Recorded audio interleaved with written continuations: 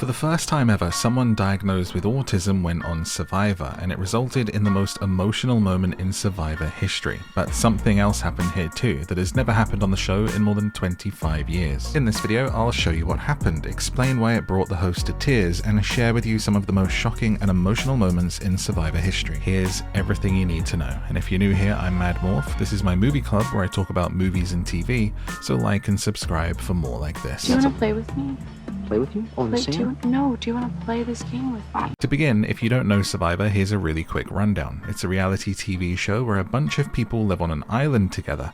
They vote each other out, and it's been running for 25 years and 48 seasons. It's one of my favorite shows. Even though I live in the United Kingdom, I've seen every season of the American version. And this season has what they call their first openly autistic contestant, 24-year-old Eva, who's decided to confide in only one person on her tribe. I have autism, and that's a really big part of my life, and I wanted to share that with you because you're the person I trust the most out here. She lets 45-year-old firefighter Joe know that she has autism and how to help if she has what she calls an episode. There are times when I get super overstimulated. I call them episodes. How can I help you in that moment? Yeah, so what I would need from you is getting squeezed. Squeeze. Yep.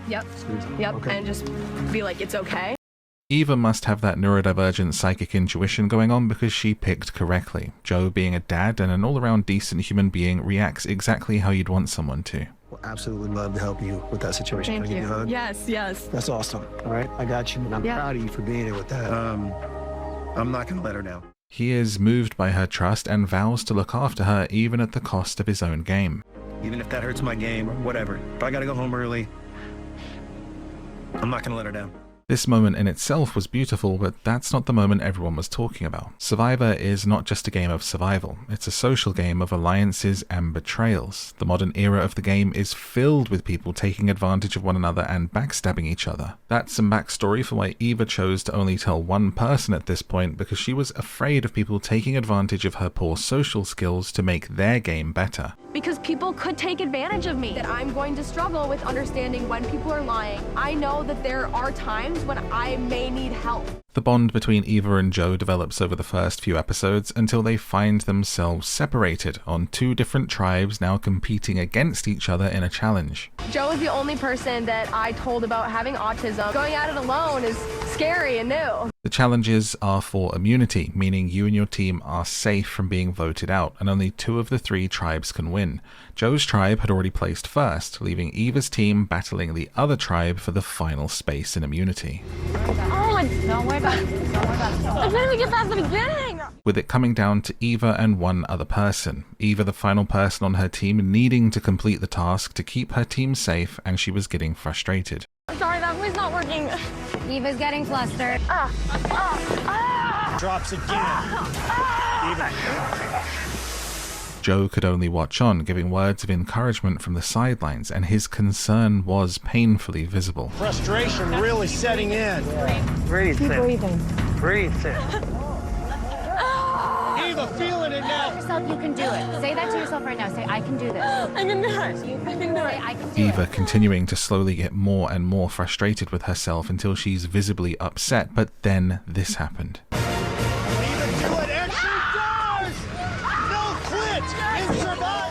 Eva won the task, keeping her and her team safe, but that's not what got people emotional. The emotions of this moment caused her to have an episode.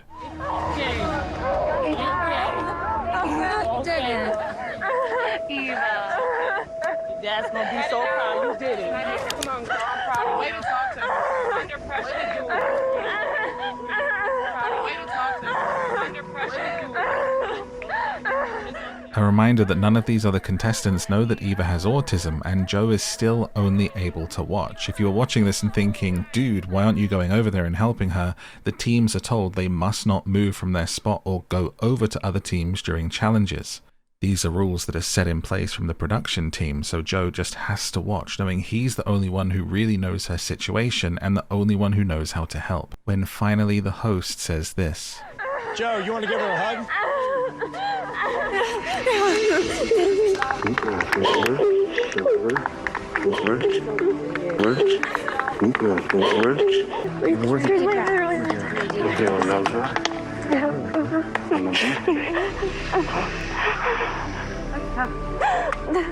Thank you. It led to this pretty powerful and human moment of one person helping another through something. Joe is able to comfort Eva, ground her, and bring her back from her episode. Thank you. It's one of the most real, beautiful, and moving moments that I've seen in 48 seasons of this show. It's one of the most touching moments in reality TV game show history. If you can think of other equally beautiful moments in reality TV, I would love to hear about them in a comment below so I could check them out for myself. This leads to Eva deciding to share her diagnosis with everyone to explain the situation. I have autism. Doctors told my parents that I would never live independently, that I would never hold a job. At most, I could hope to marry someone else with autism. And everyone who has autism should not be ashamed to ask for help and ashamed to receive it. And for the first time ever on the show, in 25 years and 48 seasons, this happened. Eva, it takes so much courage to play Survivor for anybody. There is a young girl or boy watching right now going, hey, Mom, hey, Dad. Now you got me. Wow, this has never happened.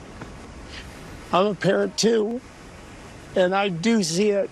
And Jeff Probst, the host, was moved to tears and cried for the very first time ever on camera. But I see it, too, and it's why I love Survivor. And who can blame him, because I think we were all crying watching this. It's important to note that it feels so emotional to everyone involved and everyone watching because it is a moment outside of the game. It's real. It's something that reality TV, despite its name, has lost. It's reality and it's humanity, but this moment transcended the game. As Jeff said, and the reason that he got emotional, it could be saying to all the children and people watching who have the same diagnosis, you can too. Needed someone in this game to understand what was going on in case something happened. That we're on different teams, but he was willing to make sure that I was okay. I watched this episode when it aired and I was moved by it myself, but recent events have made it resurface for me and given Eva's speech about her diagnosis even more meaning. Eva's taking part on this show is not by accident. Casting understood that she could represent a point of interest for a lot of people watching at home, and she did, with neurodivergence having seen a massive uptick in awareness and relevancy in recent years with social media and more people being diagnosed. It's become almost serendipitous for its timing given recent comments by the US government on autism. These are kids who will never pay taxes, they'll never hold a job, they'll never play baseball, they'll never write a poem, they'll never go out on a date. Doctors told my parents that I would never live independently, that I would never hold a job. At most, I could hope to marry someone else with autism. And my parents, they did not give up on me. So many different treatments, get all the support that I needed. And I was able to then enter school and be mainstream. For context, this episode was filmed and aired well before those comments by RFK about autism. It is not a response, but her words do read like a premonitionary rebuke. It's important to remember, people say if you met someone with autism, you met one person with autism. It is a spectrum for a reason, and everybody's ability and experience is different. And everyone who has autism should not be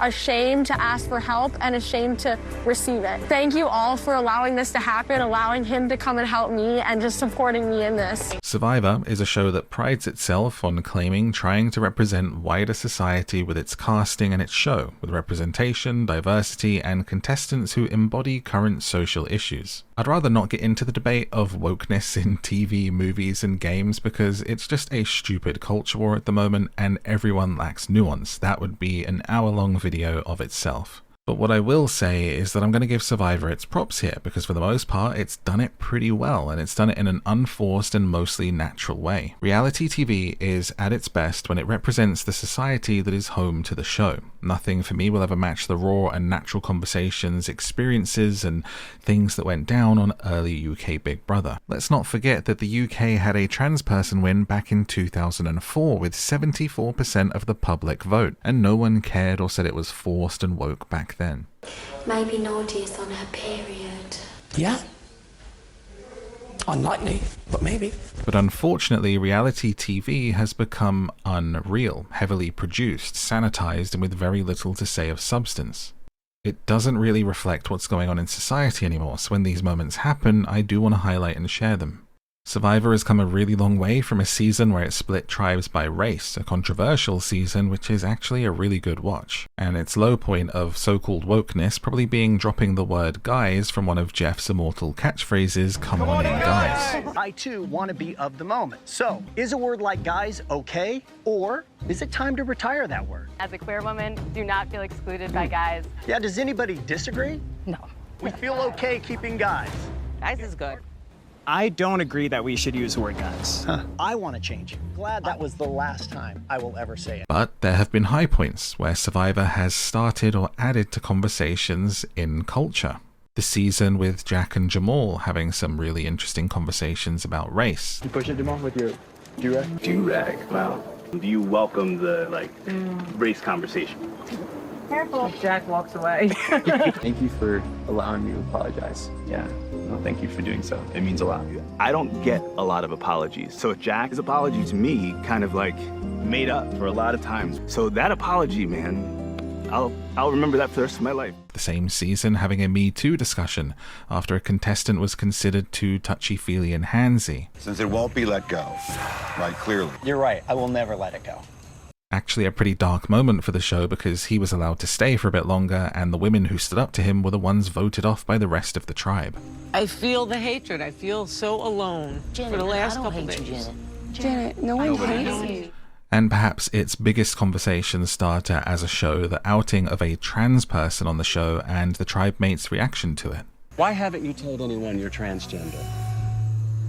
What I'm showing is a deception. Well, you didn't have to do that. That is so wrong for you to bring that up. That's not deception. You just... Yeah, that was that's so reveal. dirty. So sorry, Zeke. I support you. Jeff, you can't unring the bell. You should be ashamed of yourself. I am a little bit. You should be ashamed of yourself for what you're... And look, will these kinds of moments affect everyone who watches them? Of course not. But I honestly do think that moments like this have the power to change some hearts and minds. And that's a start, isn't it? We live in a world that is culturally kind of a mess right now, with grifters and extreme views at both ends of the spectrum, no autistic pun intended. It can push and pull everyone left in the middle with common sense to seek shelter and comfort by joining tribes of extremist viewpoints. If you only listen to voices who benefit from your division, you will lack sense and lose all nuance. And this is where my love for reality TV can become like an anthropological study. I love it when a show brings together different elements of our world today and shows how they interact with each other, allows them to ask each other questions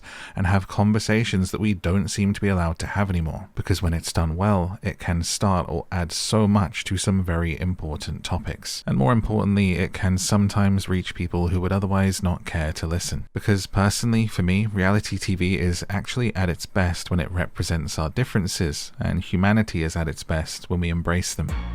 Thank you for watching. I made this video to share with you what I think is a beautiful moment from reality TV and my thoughts on it. If you enjoyed it, please like and subscribe for more like this, or check out these videos on the screen where I explain some movies. Let me know what you thought of this moment in a comment below. I'm Mad Morph, and you can find my gaming channel, free audiobooks read by me, and my Instagram and more below this video. Until next time, remember to be kind to each other out there. Thank you for watching, and good night.